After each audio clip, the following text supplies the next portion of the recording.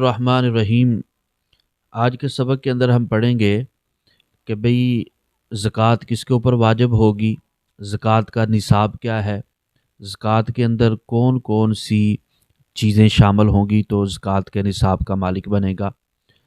اور ایک یہ بھی پڑھیں گے کہ بعض ساتھی یہ پوچھتے ہیں کہ ایک بندہ جس تاریخ کو جو صاحب نصاب ہوا اس تاریخ کو کتنا مال تھا، اور جس دن ہم نے ادا کرنی سال کے درمیان میں کم زیادہ ہوتا رہا مال، اس کے حوالے سے بھی آج ہم پڑھیں گے۔ پہلا یہ سمجھے کہ صاحب نصاب کون ہوگا، کون کون سی چیزیں اس کے پاس ہوں تو وہ صاحب نصاب ہوگا، کون کون سی چیزیں نصاب کے اندر شامل ہیں۔ نمبر 1، سونا، 7.5 تولہ سونا ہو تو وہ صاحب نصاب ہوگا۔ 52.5 تولے چاندی کسی کے پاس ہو تو وہ صاحب نصاب ہوگا، یا نقدی 7.5 تولے سونے کے برابر اور 52.5 تولے چاندی کے برابر۔ اسی طرح مال تجارت، وہ مال جو آپ نے خریدنے کی غرض سے لیا ہوا ہے، وہ مال 7.5 تولے سونے کے برابر ہو جائے یا 52.5 تولے چاندی کے برابر ہو جائے، وہ صاحب نصاب ہوگا۔ یا چاروں چیزوں کو ملا کر اگر وہ 52.5 تولے چاندی کے برابر اس کی مالیت بنتی ہے تو وہ صاحب نصاب ہوگا۔ 2 چیزیں ملا کر یا 3 چیزیں ملا کر یا ایک چیز ہی 52.5 تولے چاندی کے برابر مالک کا مال ہو تو وہ صاحب نصاب ہوگا۔ کسی کے پاس کچھ سونا ہو اور کچھ پیسے ہوں تو وہ بھی صاحب نصاب ہوگا۔ تو زکوٰۃ کے لیے شرائط ہیں۔ پہلی شرط یہ ہے کہ وہ مسلمان ہو، مسلمان کے اوپر زکوٰۃ ہے، کافر کے اوپر زکوٰۃ نہیں ہے۔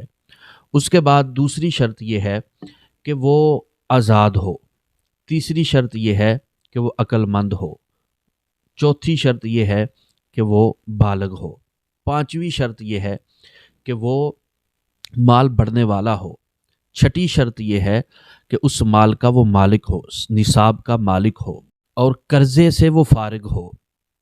یعنی کہ ایک 2 رمضان کو زکوٰۃ وہ دیتا ہے، 2 رمضان کو اب وہ سارا مال اپنا اکٹھا کرے گا جس دن اس نے زکوٰۃ دینی ہے، جس دن اس کی زکوٰۃ بنتی ہے، تو اس دن وہ اپنا سارا مال اکٹھا کرے گا، اپنے اخراجات کو نکالے گا، بچوں کی فیس، بچوں کا خرچہ، بیوی کا خرچہ نکالے گا، اپنا قرضہ جو دینا ہے وہ قرضہ نکالے گا۔